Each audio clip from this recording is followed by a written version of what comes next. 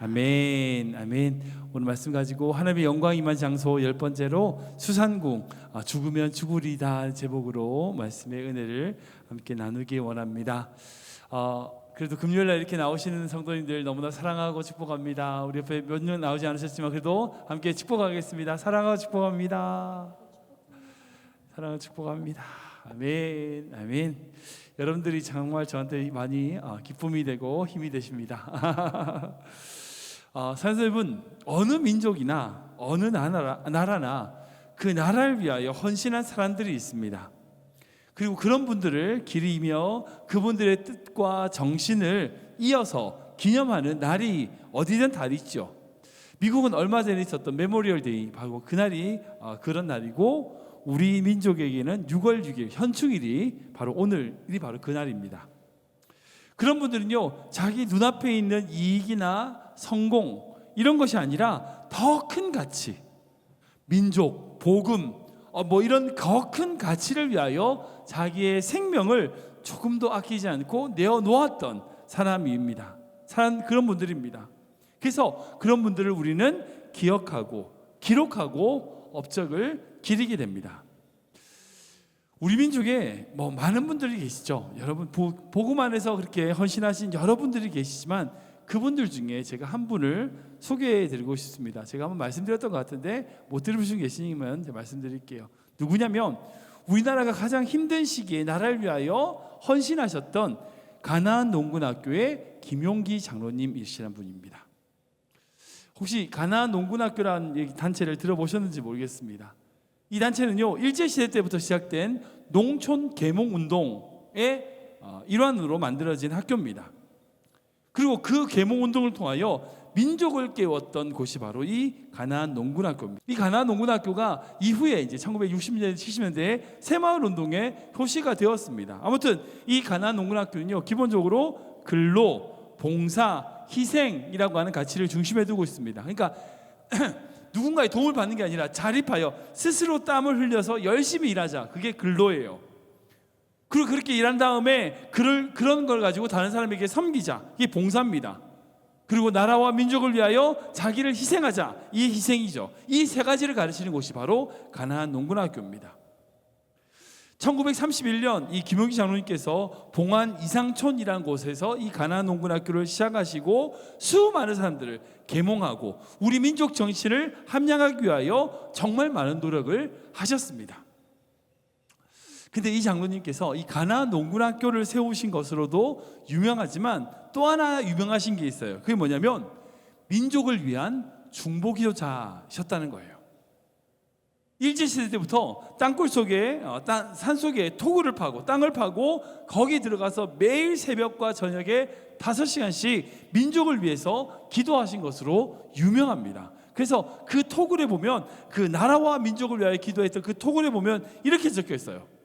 조국이여 안심하라. 조국이여 안심하라. 내가 기도하고 있다. 이 문장을 딱 써놓으시고 기도하셨던 것으로 유명합니다. 여러분, 이게 정말 대단한 문구입니다. 이렇게 토굴 앞에 들어가서 늘 하나님 앞에 기도할 수 있는 이 장로님의 믿음이 정말 대단한 믿음이에요. 얼마나 담담이 있으면, 얼마나 하나님에 대한 믿음이 있으면 이렇게 기도할 수 있을까? 여러분, 근데 이 장로님께서 그렇게 기도할 수 있었던 제일 중요한 이유가 뭘까요? 두 가지일 것 같아요. 첫 번째는 그분이 기도하는 사람이었다는 거예요. 기도하시는 분이라는 거예요. 두 번째는 어떤 믿음이 있었냐? 내가 기도하면 하나님이 응답하신다. 내가 기도하니까 하나님이 역사하신다. 이 믿음이 그 장로님에게 있었어요. 그리고 평생 그렇게 나라를 위하여, 민족을 위하여 기도하셨던 분이셨습니다. 사랑하는 여러분, 그런 의미에서 우리 모두는요, 기도에 빚진 사람들입니다. 솔직히 여러분들이 노력한 것만큼 얻으셨어요? 지금 여러분들이 가지고 있는 모든 것이 여러분들의 노력의 결과입니까? 물론 열심히 사셨죠. 네, 제가 여러분들이 헛되이 살았다 그렇게 말씀드리는 거 아니에요. 그런데 여러분들이 노력한 것보다 더 많은 곳에서, 보이지 않는 곳에서 여러분들을 위하여, 아니 나라와 민족을 위하여 기도해 주셨던 수많은 사람들이 있었기 때문에 우리가 여기 있는 거잖아요. 우리가 이걸 기억해야 돼요.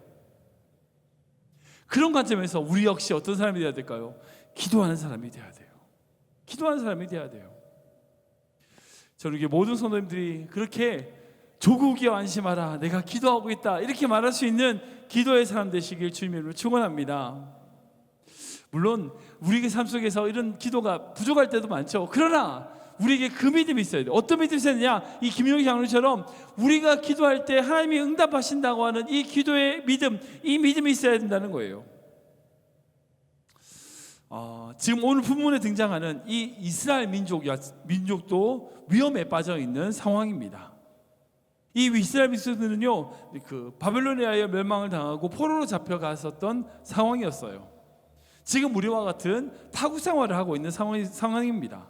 근데 그렇게 포로로 잡혀간 이후에 바벨론의 고레스 칙령에 의하여 고향으로 일부 사람들이 돌아간 이후에, 근데 돌아가지 않고 그 땅에, 그 지역에 남아서 여전히 살아가고 있었던 사람들이 있었어요. 그 사람들을 디아스포라라고 부릅니다. 근데 그 디아스포라의 이야기가 바로 오늘 이 에스더의 이야기입니다. 이 에스더의 얘기는요, 바로 우리들의 이야기예요. 우리들의 이야기. 제가 이제 신방을 하시는 분면 성도님들하고 말씀 나누잖아요. 결국은 제가 그런 것 같아요. 이민자들의 삶은요, 진짜 외로워요. 외로운 것 같아요. 흩어진 민족으로 산다는 것은요, 결코 쉬운 게 아닙니다. 한국에 사는 것보다 이 타지에서, 외국에서, 특히 이 클리브랜드 산다는 것은요, 더 미국 LA 사는 것보다 더 힘든 것 같아요. 더 힘들게 느껴집니다. 어떤 문제가 생겼을 때, 어려움이 생겼을 때 우리의 어떤 어려움이나 문제를 얘기할 사람이 없는 거예요. 만약 여러분들 혹시 부모님이 살아계시다면 그런 축복이겠죠. 그러나 믿음의 동역자가 있다면 감사하겠지만 그렇게 자기의 마음을 나눌 수 있는 사람이 없어요. 여러분, 그게 진짜 힘들잖아요. 이민자로서 좋은 차 타고 돈 벌고 좋은 집에 살고, 그래도요, 마음 한구석에 보면 늘 불안하고 외로움이 숨어 있어요. 한국보다 좋은 걸 가지고 있는 것 같지만 늘 불안하고 외로움이 있는 것 같습니다. 그래서 이민자로 이 땅을 사는 건요, 결코 쉬운 게 아니에요. 이 에스더와 모르드게도 마찬가지예요. 그 수상궁에서 살아가고 있었던 에스더와 모르드게의 삶도 마찬가지로 힘들고 어려운 삶이었지만 그 속에서 무엇을 보냐? 하나님의 은혜를 보았어요. 그런 힘든 삶을 지탱하고 이어주고 함께 하셨던 하나님의 은혜의 이야기가 바로 에스더서라는 거예요. 먼저 이 배경을 좀 설명을 드려야 될 것 같은데, 오늘 본문의 배경을 보면 이렇습니다. 에스더가 이제 아시는 것처럼 그 바빌론 바사의 페르시아의 왕후로 올리게 됐습니다. 근데 왕후가 되었을 때에 하만이라고 하는 자가 유대인들을 죽이려는 계획을 세웁니다. 그 이유가 모르드게가 자기에게 건방지게 군다는 거예요. 그래서 그 모르드게 때문에 그 모르드게 민족이었던 모든 유대인들을 다 죽이려고 그래요. 계획을 철두철미하게 세웁니다. 특별히 그 유대인들을 죽이기 위하여 사형대 틀도 새로 만들고요, 그 모르드게를 달아매려고 그런 사형대도 만들고 그렇게 준비를 해요. 유대인들 죽이는 날을 정합니다. 정치적으로 그 모든 것들 다 허락을 받았어요. 이제 날만 되면 죽게 됐어요. 그 죽음을 기다려야 되는 상황입니다. 그때 그 본문에서 에스더가 모르드게의 충고에 의하여 죽으면 죽으리다 라고 하며 생명을 걸고 왕 앞으로 나아가죠. 그리고 그 왕 앞에서 지혜롭게 대처함으로 말미암아 유대인을 죽이려 했던 그 하만이 오히려 자기들이 죽이려 했던 만들어놨던 그 사형틀에 매달려 죽게 되는 거예요. 하나님의 인도하심과 은혜로 지켜주신 겁니다. 여러분, 이 에스더가 수상궁에서 죽으면 죽으리라 라고 담대하게 선언할 수 있었던 그 믿음이 어디서 왔을까요? 우리가 이민자로서 가져야 될 믿음이 어떤 믿음일까요? 비록 힘들고 어려운 환경 속에서 우리가 붙들어야 되는 믿음이 어떤 믿음일까요? 두 가지 생각해 볼 수 있습니다. 첫 번째는 뭐냐면, 하나님께서는 반드시 구원하신다는 거예요. 하나님께서 반드시 구원하신다는 겁니다. 우리 14절 말씀을 볼까요? 같이 읽겠습니다. 시작. 이때 내가 만일 잠잠하여 말이 없으면 유대인은 다른 데로 말미암아 노임과 구원을 얻으려니와 너와 내 아버지 집은 멸망하리라. 내가 왕후의 자리를 얻은 것이 이때를 위함이 아닌지 누가 알겠느냐 하니. 아멘. 에스더서에 참 놀라운 게 있어요. 그게 뭐냐면, 에스더서라고 하는 성경을 보면 책에 하나님의 이름이 단 한 번도 등장하지 않습니다. 왜, 진짜요, 목사님? 맞아요. 하나님이란 단어가 등장하지 않아요. 여호와, 엘로힘 이런 단어 하나도 없습니다. 그런데 그 이야기 전체 이야기를 흐르는 거 보면 하나님의 구원과 역사, 하나님의 인도하심이 무엇보다도 잘 보여지는 성경이 바로 에스더서입니다. 에스더와 모르드게는요 확실한 믿음이 있었어요. 어떤 믿음이냐? 하나님이 이 유대민족 이스라엘 백성들을 이끄실 거고 지키실 거라고 하는, 반드시 구원하실 거라는 믿음이 있었습니다. 여러분, 에스더가 지금 왕후예요. 왕비입니다.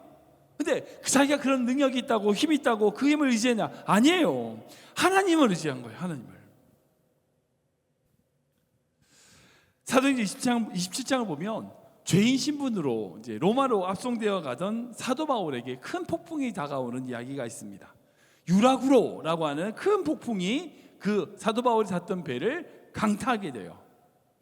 그때 그 폭풍으로 말미암아 그 배에 타고 있었던 모든 사람들이 소망이 끊어지고 어떻게 하지 못해가지고 이제 죽을 날만 기다리고 있었어요. 그때 사도 바울이 그 배에 있는 모든 사람들을 불러다가 이야기합니다. 이렇게 이야기하거든요. 우리 사도행전 말씀 볼까요? 시작. 그러므로 여러분이여 안심하라. 나는 내게 말씀하신 그대로 되리라고 하나님을 믿노라. 아멘. 사도 바울이 타고 있는 그 배, 여러분들 실망하고 죽는 날만 기다리고 있는 사람들은 똑같은 배예요. 똑같은 배를 타고 있습니다. 풍랑을 똑같이 만났어요. 근데 사도 바울은 그 속에서 어떻게 해요? 하나님의 보호하심, 하나님의 지키심, 하나님께서 함께 하신다는 것을 믿는다 라고 고백하는 거예요. 하나님의 지키심을 믿었다는 거예요. 여러분, 이 믿음이 있었기 때문에 사도 바울은 그 모든 사람들에게 안심해라 라고 선언할 수 있었습니다. 앞에서 말씀드린 그 김용희 장로님처럼 조국이여 안심하라 라고 말하는 것처럼 그 사도 바울은 그 배에 타고 있던 사람들에게 안심하라, 내게 말씀하신 그 하나님을 내가 믿는다 라고 선언하게 된 거예요. 사실 여러분, 우리에게 이 믿음이 있어야 돼요. 이 믿음이 있어야 돼요. 여러분들 지금 어떤 믿음이 있습니까?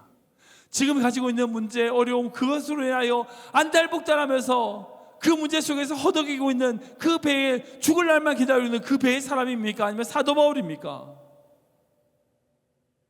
전 여러분들이 그런 사람이 아니라 사도 바울처럼 여러분들의 삶에서 하나님을 믿고 의지하는 성 되시길 축원합니다. 축원합니다. 여러분들이 이해하셔야 돼요. 여러분 혹시 여러분들의 가정 가운데 불안합니까? 여러분들 아내나 남편이 힘들어하나요? 사랑하는 내 아내, 남편 안심해요. 안심하세요. 내가 기도하고 있어요.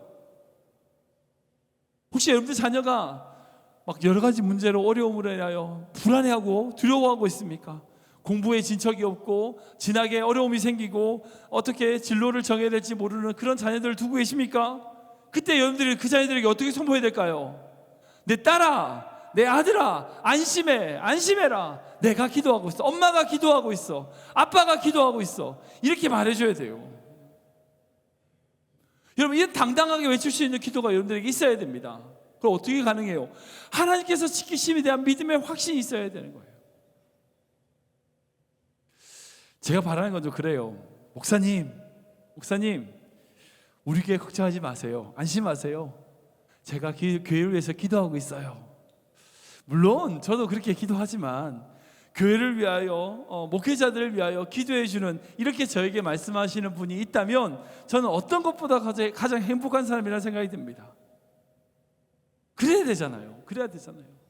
문제와 어려움이 있을 때 안달복달해가지고 어쩔 줄 몰라 불안해하지 마시고 오히려 그 불안한 상황 속에서 다른 사람을 안심시키며 하나님의 믿음을 전할 수 있는 자, 여러분 그 믿음 우리에게 있어야 돼요. 오늘 본 말씀 보면요, 모르드게가 에스더에게 얘기합니다. 야, 우리 민족이 멸망할 거라고. 아니, 네가 나서지 않으면 하나님은 다른 곳으로 말미암아 구원하실 거야. 너가 안 나서면 우리 다 죽어. 그 말 아니에요. 그 얘기 아닙니다. 너가 안 나서면은 하나님께서 다른 방법을 통하여 구원하실 거다. 네가 왕후니까 네가 좀 잘 봐줘. 저 그러지 않습니다. 여러분, 우리가 이 타지 속에서 이민자로서 당당할 수 있는, 다른 민족 속에서 영어도 못하고 실력도 없고 부족하지만 당당할 수 있는 그거가 뭘까요? 믿음이에요. 믿음. 어떤 어려움이 온다 할지라도, 어떤 문제가 온다 할지라도, 어떤 형편에 처한다 할지라도 나는 망하지 않는다. 믿으세요. 하나님의 자녀인 여러분들, 하나님 절대 여러분들을 포기하지 않으십니다. 반드시 인도하실 겁니다. 반드시 붙들어 주실 겁니다. 아멘을 안 하시네요. 이게 얼마나 중요한 믿음인데요. 이 세상에서 특히 이민자로서 영어도 안 되고 말도 안 되고 이 속에서도 우리는요 당당하게 살아야 돼요. 당당한 믿음으로 나아가야 됩니다. 어떻게 해요? 나를 붙들어 주시고 인도하시는 그 하나님을 믿는 믿음으로 인하여 당당할 수 있는 거예요. 예라모시의 찬양 중에 혼자 걷지 않을 거예요라는 찬양이 있어요. 이 찬양이 좀 문제가 됐던 게 뭐냐면 이 찬양에는 하나님이라는 이름이 단 한 번도 등장하지 않습니다. 마치 에스더처럼. 근데 이 가사가 너무나 은혜로운 찬양이에요. 한번 들어보시겠어요?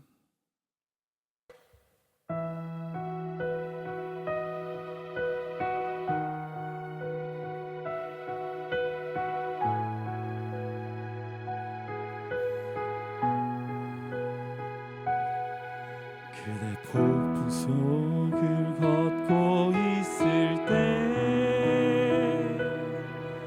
비바람을 마주해야 할 때 불빛조차 보이지 않아도 그대 혼자 걷지 않을 거예요. 앞에서 볼까요? 그대 폭풍 속을 걷고 있을 때 비바람을 마주해야 할 때 불빛조차 보이지 않아도 그대 혼자 걷지 않을 거예요. 두려움 앞에서 하늘을 보아요. 외로운 그대여 걱정 마요.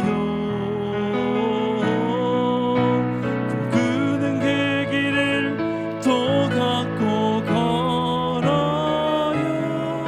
그대 혼자 걷지 않을 거예요. 아멘. 이런 찬양이에요. 뭐 어떤 사람들은 이 하나님의 이름이 나오지 않는다, 그래서 찬양이 아니다. 물론 뭐 하나님의 이름이 등장하지 않으니까 뭐 더 등장하는 좋은 이름이 있으면 좋겠죠. 그런데 저는 이 가사 속에 담겨 있는 이 귀한 은혜가 지금 우리에게 필요한 것 같아요. 폭풍 속에 걷고 있다 할지라도, 비바람을 마주친다 할지라도요, 걱정하지 마세요. 절대 여러분들은 혼자 걷지 않을 거예요. 아멘. 옆에 분에게 인사할까요? 당신은 혼자 걷지 않습니다. 아멘. 맞습니다. 특히 우리 자녀를 두신 성도님들에게 축복하기 원하는데요, 여러분들 자녀들 앞길을 보이지 않으신가요? 답답하신가요? 근데 그 자녀들은요, 여러분들이 말하는 대로 크지 않아요. 절대 그래요.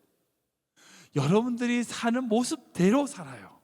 보는 대로 살아요. 그러니까 우리가 담대하게 당당하게 믿음으로 사는 모습을 보여줘야 우리 자녀들도 그렇게 살 수 있는 거예요. 여러분들, 우리가 뭐 불안해하고 두려워하고 벌벌 떨고 있으면요, 우리 자녀 안 보는 것 같죠? 다 봐요. 다 봐요. 문제 있을 때 막 우왕좌왕하고 어쩔 줄 몰라하는 우리 모습 다 봐요. 당당하세요. 절대 여러분들 혼자가 아닙니다. 하나님은 반드시 우리를 구원하신다, 이 믿음을 붙들고 우리가 살아가는 것이 너무나 중요하다는 거예요. 환경이 아니라 우리를 함께 하시는 그 하나님을 위한 믿음이 있기 때문에 그렇게 살 수 있다는 거예요. 그런데 그 믿음 가지시길 축원합니다. 축원합니다. 두 번째, 어떤 믿음이냐? 바로 나의 모든 삶이 하나님의 계획이다는 믿음이에요. 나의 모든 삶이 하나님이 인도하시고 계획하신 그 계획 안에 있다는 믿음이에요. 우리 44절 후반부만 읽어보겠습니다. 시작. 내가 왕후의 자리를 얻은 것이 이때를 위함이 아닌지 누가 알겠느냐 하니.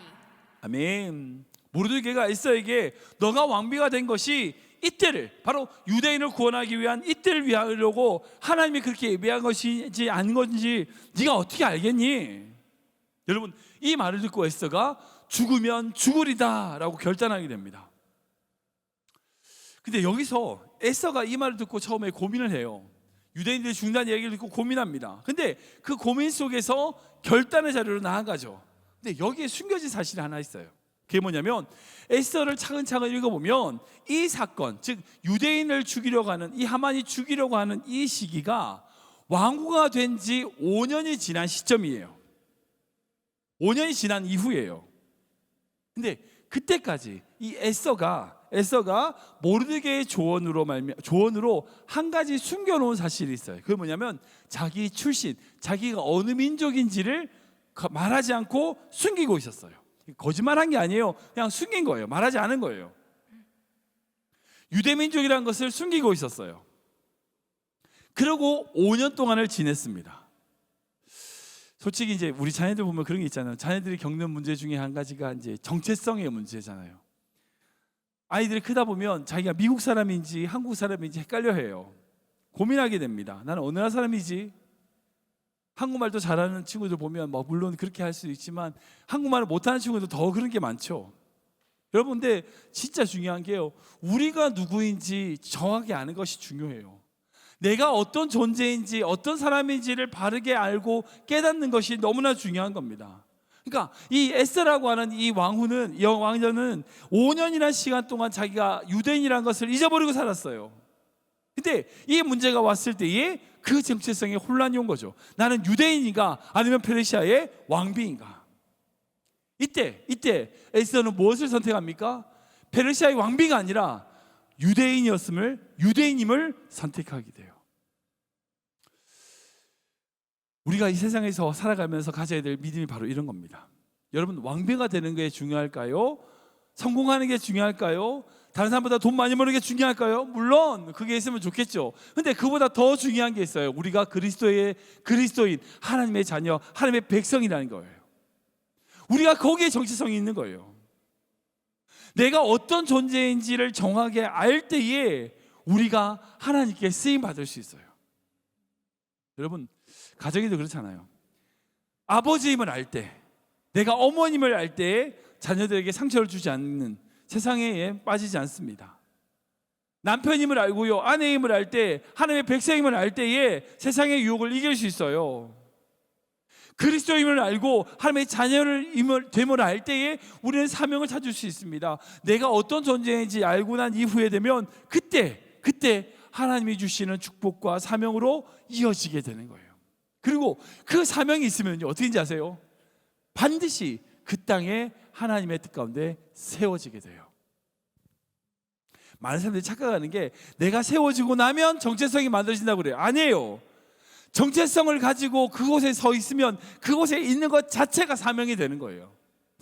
제가 이제 자료를 찾아보니까 에펠탑이 프랑스 파리 가면 있잖아요. 저는 가보지 못했지만 그 에펠탑은요 1789년에 일어났던 프랑스 대혁명을 기념하기 위하여 100주년을 기념하기 위하여 1889년도에 세워졌습니다. 근데 이게 사실은 파리에 있는 그 세계 박람회를 기념하기 위하여 철탑으로 세운 프랑스의 자기의 어떤 국력을 과시하기 위하여 철탑을 세운 게 바로 에펠탑이에요. 근데 대부분의 어떤 뭐라고 해야 되죠? 문학가들, 어떤 지식진층은 다 이 에펠탑을 싫어했을까 좋아했을까요? 싫어했어요. 유명한 작가가 바로 모파상이라고 하는 작가는요, 이 에펠탑이 너무 싫은 거예요. 철제로 만들어진 이 구조물이 너무 싫으니까 에펠탑이 안 보이는 곳을 찾다가 어디로 간지 아세요? 에펠탑 밑으로 갔어요. 거기 가면 안 보이니까. 그랬다는 일화가 있습니다. 그러니까 박람회가 끝나고 나서 그 에펠탑을 철거하려고 20년만 세워놓고 철거하려고 했는데 지금까지도 그 에펠탑이 세워져 있어요. 왠지 아세요? 수많은 사람들이 그걸 없애려고 노력했지만 그 에펠탑은 지금까지 여전히 세워져 있습니다. 왜냐하면 라디오가 그 이후로부터 발전하기 시작했기 때문이에요. 파리 전 지역에 라디오를 송출할 수 있는 가장 좋은 송신기가 바로 그 에펠탑인 거예요. 안테나 역할을 하니까. 그리고 이후에 TV, 그리고 나중에는 뭐 어떤 레이더 기계 이런 것들을 통해서 그 쓸모가 있으니까 그곳에 남아있게 된 거예요. 지금까지도 그 에펠탑은 남아서 프랑스의 어떤 어찌 보면 상징이 되었습니다. 여러분들, 많은 성도들이 그렇게 생각해요. 하나님께서 여러분들을 이 크르벤 두신 이유가 있어요. 하나님께서 저를, 임백의 목사를 이 크르벤에 두신 이유가 있습니다. 만약 그 이유가 없다면요, 하나님은요 뺏어 옮기실 거예요. 그래서 옮기시는 분들이 있어요. 또 그분들은 여기서 해야 될 숙제, 여기서 해야 될 시험, 사명을 어느 정도 다 감당하신 것 같아요. 그래서 다른 곳에 또 쓰시기 위해서 옮기시는 거죠. 그리고 만약 옮기시지 않는다면요, 여기 남아있는 사명이 있기 때문에 하나님이 안 옮기시는 거예요. 이 에스더가 죽으면 죽으리다라고 자기의 생명을 걸고 나아갈 수 있었던 이유가 뭘까요? 그 이유는 간단해요. 자기를 그 왕후의 자리, 그 자리에 두신 하나님, 그 하나님이 나에게 계획이 있다는 믿음 때문이에요. 자기가 왕후의 자리에 있는 것은 그 유대인을 구원하기 위한 하나님의 계획을 믿었기 때문이라는 거예요. 여기서 모르드게가 얘기하잖아. 이때를 위함이 아니지 누가 알겠냐? 여러분, 이 말은요 무슨 말이냐면 너가 왕비 될 자격이 있어? 이 말이에요. 야, 너 솔직히 말아. 너 지금 왕비 되는 그 과정을 봐. 너 왕비 될 자격이 있어? 이 질문요 에스더 스스로가 고백할 수밖에 없어요. 우리 에스더서 전체를 보면요, 에스더가 그 왕비 되려고 뭔가를 했는데 아무것도 없어요. 아무것도 없어요. 이전에 왕비였던 와스디가 폐위되는 것도, 그리고 왕비 간택 과정에 있어서 헤겔에게 은혜를 받은 것도, 그리고 왕에게 뭐 그렇게 받아서 왕비가 되는 모든 과정들 하나님의 인도하심 때문에 된 거예요. 자기가 잘나서 된 게 아니거든요. 그 왕비를 만드신 것이 하나님이시라는 사실을 믿을 때에 그 믿음으로 말미암아 그 자리에서 사명을 감당하는 거예요. 지금 우리가 이 자리에 서 있는 것 바로 하나님의 은혜 때문입니다 라는 감격이 회복될 때에 우리는 우리 안에 사명이 작동될 수 있어요. 하나님이 부족한 나를 여기서 세우시고 나를 여기 있게 하셨구나 라는 감격 없으면요 사명 없어요. 없어요. 그 감격으로 말미암아 우리의 모든, 그 감격이 없으면요 우리가 하는 모든 행위는 다 우리 공로가 돼버려요. 내 잘난 게 돼버리는 거예요. 우리 안에 먼저 그 감격을 회복해야 돼요. 내가 어떤 존재인가, 내가 서 있는 이 자리가 하나님의 은혜의 자리라는 것을 알 때에 그 자리에서 사명을 감당할 수 있다는 거예요. 내가 뭔가를 해서 사명이 있는 게 아니라 내가 하나님의 은혜를 깨달을 때에 그 자리가 사명의 자리가 되는 거예요. 이 순서를 잘 기억하세요. 저는 우리 모든 성도님들이 여러분들의 삶의 자리에서 하나님이 주신 그 사명을 이루는 귀한 믿음의 성 되시길 주민을 축원합니다. 말씀 정리하겠습니다. 우리는 모두 빚진 자들입니다. 우리 앞에 살아왔던 그 모든 믿음의 선배들의 믿음으로 말미암아 우리가 살게 되었습니다. 작년에 이제 한강 작가가 이제 노벨 문학상을 소년이 온다는 작품으로 받았죠. 유명한 회자가 되는 책의 문구가 있습니다. 아시죠? 과거가 현재를 구하고 죽은 자들이 산자를 살린다. 뭐 맞는 말씀이에요. 정말 맞는 말씀이에요.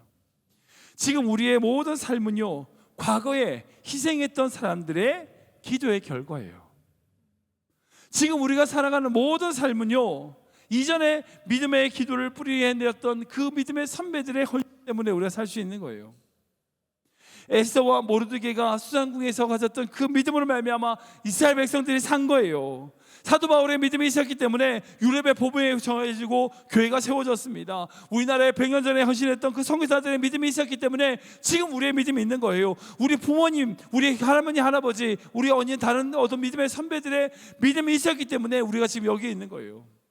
지난주가 우리 창립 56주년이었는데 56년 전에 우리 교회 몇 명의 성도들이 모여 그 교회를 세우는 믿음이 있었기 때문에 지금 우리 교회 여기 있는 거예요. 그저 된 게 아니라는 거죠. 그렇다면 우리의 믿음은 어떻습니까? 그저 나 혼자 살기에 급급한 믿음입니까? 아니면 나의 자녀, 나의 가정, 나의 교회를 세우는 믿음입니까? 다른 사람을 살리는 믿음입니까? 아니면 그저 나 혼자 살기에 급급한 믿음입니까? 저는 에스더와 모르드게처럼 우리 모든 성도님들이 여러분들이 사는 것뿐 아니라 다른 사람을 살리는 믿음 되시길 주님을 축원합니다. 그러려면요 지금 여러분들의 자리를 은혜의 자리로 고백하셔야 돼요. 사명을 감당하셔야 돼요. 그리고 그것에서 하나님의 은혜를 찬양하고 나아갈 때에 우리를 지키시는 하나님의 은혜를 고백하고 선포할 때에 여러분들 그 삶이 다른 모든 사람들을 세우는 사명의 삶인 줄 믿으시기 바랍니다.